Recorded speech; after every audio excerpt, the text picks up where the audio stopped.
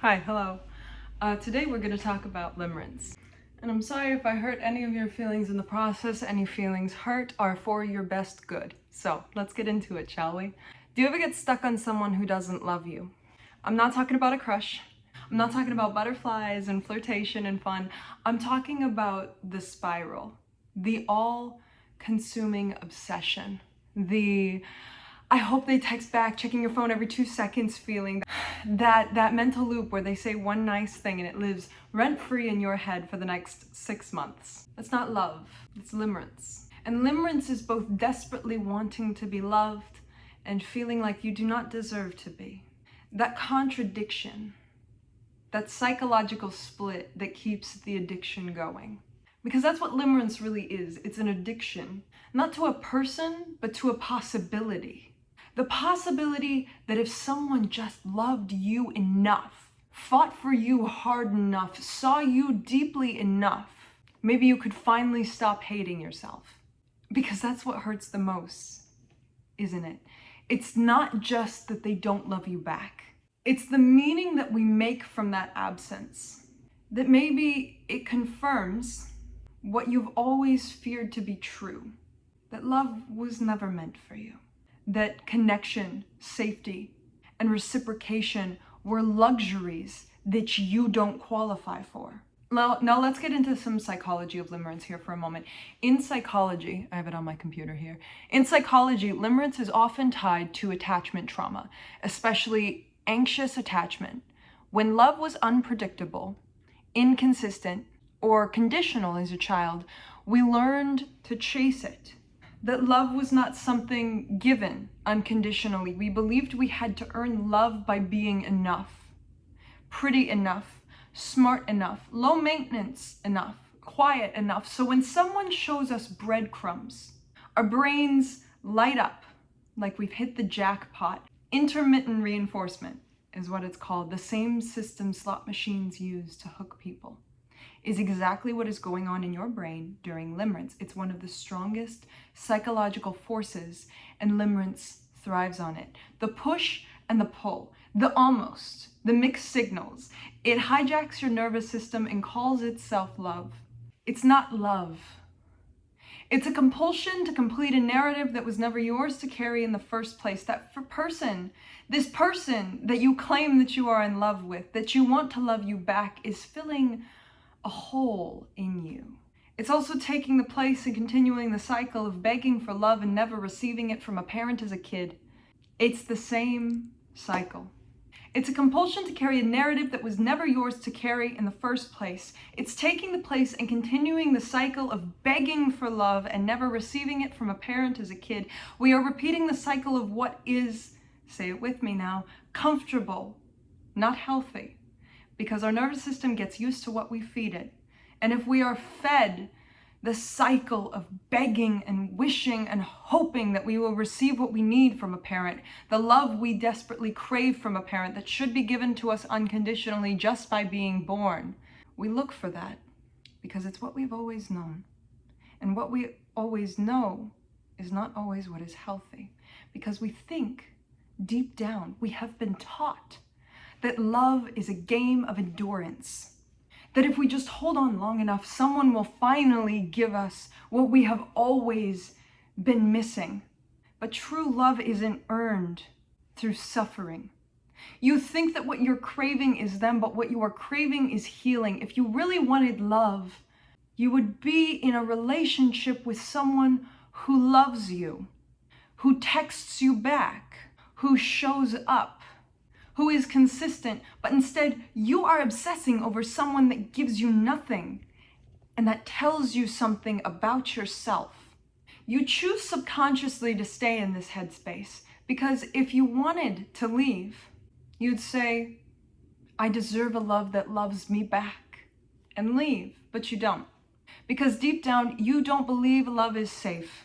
You don't believe you're worthy of it. So you seek people out that confirm that belief. Limerence tells you that the absence of love is the only love you deserve. So you wait, you fantasize, you write You write mental stories about a version of them that will never exist. And here's the thing, you're looking for water in a dry well, and that doesn't make this other person a bad person. It means they're exercising their free will and aren't interested in you. Interest isn't cut and dry, and there's so many reasons why a person might not be romantically attracted to you. Someone not being attracted to you doesn't say anything about your worth. Let's say it again, and say it with me now this time. Someone not being attracted to you doesn't say anything about your worth. And limerence has so much more to do with you than it ever does with that other person. Because when someone doesn't like you back, it's your duty to walk away and find someone that does, but you stay. Why? Because limerence doesn't care about truth. It wants hope. It wants to keep spinning the wheel just in case today is the day that they finally see you, the day you are finally heard, seen, expressed, loved, carried, chosen. Treat it like an obsession because psychologically it is. And believe me, I've been there. There's always been someone in the back of my mind where I'm like, oh, I can't go off and date because what if this person finally decides to love me today? I didn't want him to love me. I wanted him to notice how lovable I was. I wanted him to give me the permission and the evidence that I was lovable. I wanted him to make me lovable by choosing me. I've always been lovable, and it doesn't matter who chooses me. I was lovable from the day I was born. Philosopher Erich Fromm warned against this in The Art of Loving, that most people mistake the feeling of falling for love as actual love. But real love is an act of will, of maturity, of presence. It's not obsession, it's not chaos. It's calm, it's grounded, it's mutual. It's a decision that you make. And if you have made the decision to be in a relationship with someone, but someone else has not made that same decision, well, honey, you are living in delusion, not reality. Because you would both make a mutual decision to be in that space together. Love does not thrive only on feeling, but action. You have to feel those feelings for each other, but you also have to make the conscious action to be in that relationship. And here's the thing. When you and another person decide that you are in love, it is a decision. It is a mutual agreement that both of you choose to stay there. And with limerence, you have the feeling of love, but not the action. And the other person does not have the feeling or the action.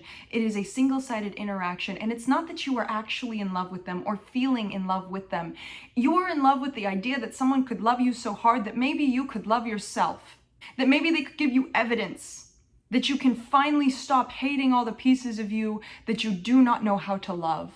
That you can be seen in your entirety by a person and be chosen anyway. But no one can do that for you. You have to do that for yourself. But do not worry. The fact that you can love someone as deeply as this person who did not love you back is proof that you can love yourself. Write yourself the poems that you write them. Dye your hair for yourself, not for them. Yearn and pine for your own self-acceptance, not their acceptance. So, my friends, how do you get out of limerence? This is the question that's probably been on your mind since this video started. You stop romanticizing starvation. You stop confusing neglect with mystery and inconsistency with fate. You remind yourself that the person you're addicted to is not real, not in the way you imagine. Real and true love is simple and easy and calm. It is a mutual decision. It is the same as ordering a cup of coffee. You walk up to the counter, you make the decision that you are going to get that coffee, and then you go and pick up that coffee. It's the same feeling as falling in love with a person. You have decided that you are going to be each other's person for life. You have decided that you are going to be there for the other person for whatever they might need. You are now their person, and that is an agreement that you could sign on paper if you wanted to. Love is not earned through suffering. And this person that you think that you are in love with, they're a character you wrote to solve a story that started long before they entered your life. And you need to stop asking, why don't they love me? And you need to start asking, why do I believe that love must be earned through suffering? Love is not supposed to feel like obsession. It's not supposed to feel like pain. It's not supposed to feel like a million questions in your head. And here's what you're gonna do. about that person that you have built up in your head. You're going to grieve. And grieving sucks, but I want you to do it anyway. You're gonna cry and rage and let the fantasy collapse. Stop protecting it and let it fall apart. This is never going to happen. And you know what you're gonna do? You're gonna start choosing people who choose you back, who would move mountains for you. You begin the terrifying, liberating work of becoming your own mirror, of seeing yourself not as a problem that has to be fixed, but as a soul to be loved. You take the energy you spent chasing them and redirect it into creating a life that feels like home. One where you don't have to perform. One where you are safe even if you are not chosen. And the holes you're trying to fill, they don't vanish, but they just stop controlling you. It becomes a scar instead of an open wound. Because truly, philosophically, limerence is existential. We're terrified of the void, terrified of the silence within ourselves, so we fill it with dreams, projections, imagine futures. We build shrines in our head to unavailable people because it gives us structure, something to orbit around. It gives us a sense of meaning, like maybe I was made to love this person and that's why I'm here, instead of admitting to yourself that you feel meaningless on this planet. Because to admit that there's nothing there would be to face the abyss. But what if the abyss isn't empty? What if it's the space where you live? What if it's home? What if it's where your real self is waiting? You learn to sit with the loneliness instead of escaping it, and eventually, quietly, without announcement, you realize you never needed them to love you. You just needed to come back to yourself.